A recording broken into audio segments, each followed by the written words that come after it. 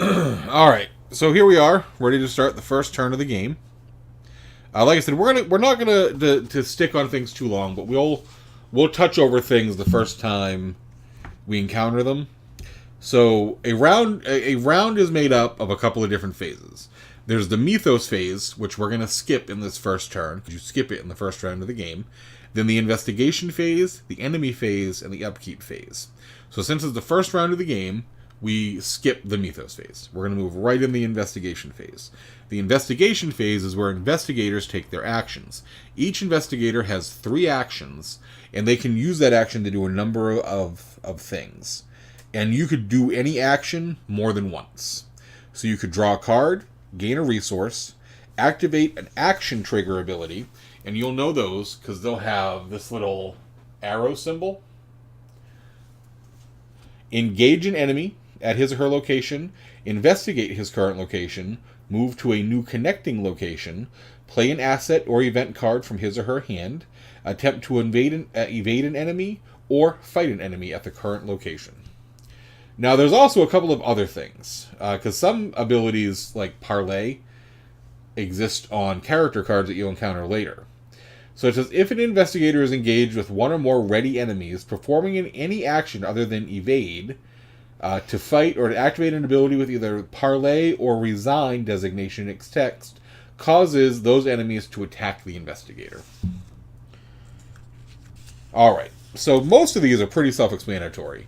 So I'm going to take the first turn, and we're going to look through my deck here. The first thing I want to play, I got a couple things I'd like to play, but I don't have enough. I don't have enough resources to do it. To play a card, you have to play a number of pay a number of resources equal to the resource rating of the card.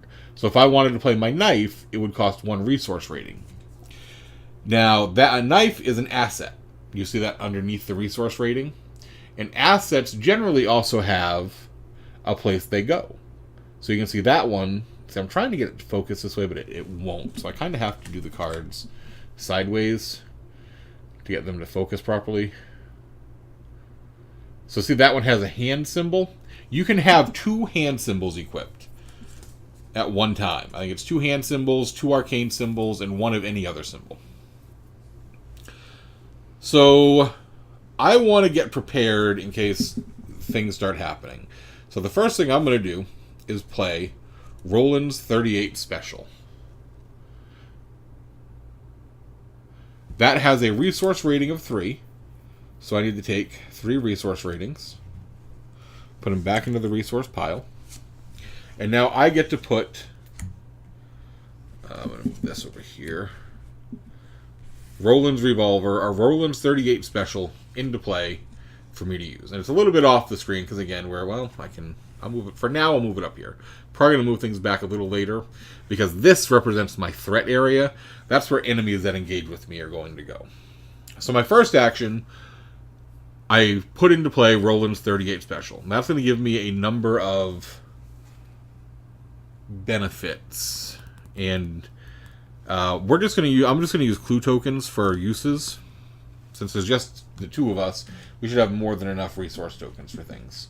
But my revolver has 4 uses. It has 4 things of ammo on it. So I'm going to put 4 tokens on it to represent those uses. My second action... Oh, boy. Yep, I'm going to play Emergency Cash. So in my study, I reveal an Emergency Cash, put that in my discard pile, and I gain 3 resources. So I'm going to get 3 resources right back, bringing me back up to 5. And for my third and final action, I'm going to spend 4 of those resources to play an ally. You can have up to 1 ally at a time. So I'm going to play this guy.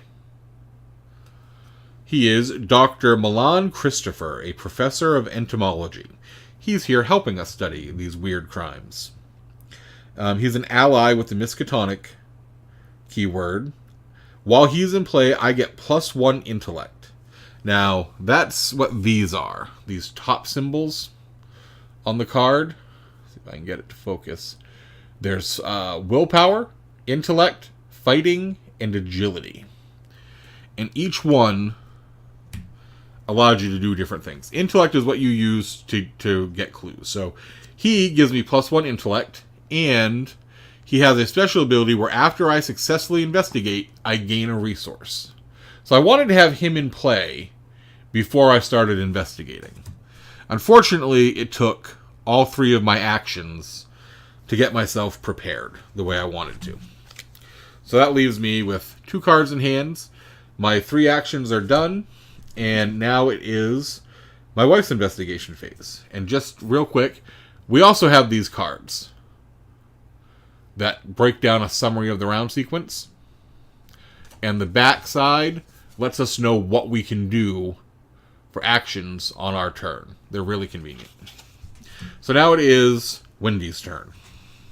So first, she's going to also play Emergency Cash, which will... She knew about an emergency cash in my studies beyond me. I don't know. She apparently looked where you went. So I have 3 more resources, and that'll go in my discard. And I'm going to draw a card. That's her second action. And for my third, I will investigate the study. And so to investigate, she's going to make an intellect roll against the shroud of the study. The study's shroud is 2. Wendy has a 3 intellect. So she's already +1. But the majority of the symbols in this chaos bag are negative. So there's a good chance she gets at least a -1.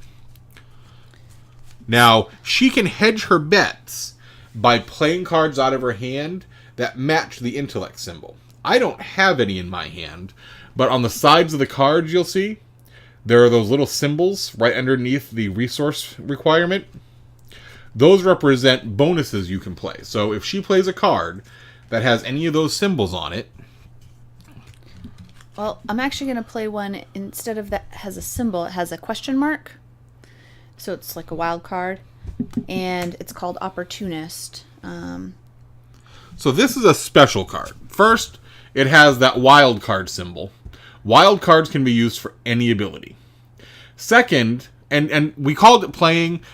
That's kind of incorrect. We're not playing these cards. We're committing these cards to the skill check. There's a difference. Playing a card requires an action. Committing a card to a skill check is part of the skill check action that she's taking. Now, this also has a special ability where she can only commit it to a skill test she is performing, and if she succeeds by 3 or more, she gets to return this card to her hand. So she's going to get a bonus of +1 intellect, and if she scores 3 or more successes above the target number, she'll actually get to return that to her hand. Now it says she can only play that on herself, because if I had any card with the intellect symbol, I could contribute 1 to her check. But she could not contribute that to my check, because it represents her ability. So I am currently at a 4. I need to get a 2. 2. So what she's going to do, she's going to take the chaos bag, shuffle it up, and she's going to take 1 random symbol out of there, 1 random token.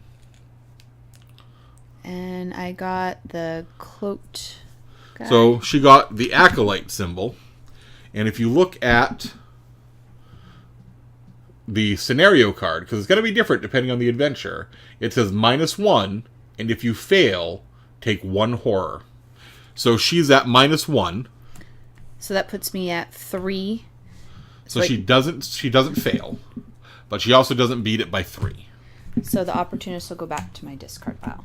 But she does succeed, so she gets a clue off of the room. So that was a lot of steps, but it's really very simple. And you'll see in future we won't go as into it. We'll play these investigations and skill checks a little more quickly. So those were your 3 actions? Mm-hmm. Okay, so that's the end of the investigator phase. Next we go to the enemy phase. We have no enemies in play, so we can skip the enemy phase. After the enemy phase is the upkeep phase. The upkeep phase is where anything that's been exhausted, and an exhausted card is just turned sideways to show that it's been used. They ready. And normally, to show that I've investigated, I should have used all my actions, I should have flipped my card over to the black and white side. Since there's just 2 of us, we're not going to bother with that. But if this is the point where you would flip them back over, you ready all exhausted cards. We draw 1 card from our deck. So I got a Vicious Blow card. That'll come in handy when I want to murder something. And we gain 1 resource. And I unfortunately got one of my weaknesses, Amnesia. Well, this is good. So there are a couple of cards in every character's deck that are called weaknesses.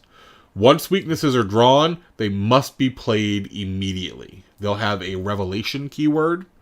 And whatever, I'm assuming any card that has revelation must be played immediately. But as far as I know right now, they exist only on these weaknesses cards. So now she has to play Amnesia. Which is a basic weakness. It's a madness. And the revelation is choose and discard all but 1 card from my hand. So that's a bummer. So I'm going to keep that 1 card. The others all get discarded, including Amnesia. And I'm left with 1 card in my hand. All right. And then we check our hand size, make sure we have 8 or fewer cards. Had we had more than 8 cards, we would have had to have discarded down to 8. Her Amnesia really made that easy for her. And now we start round 2, which we'll do in the next video, where we'll have our first Mythos phase.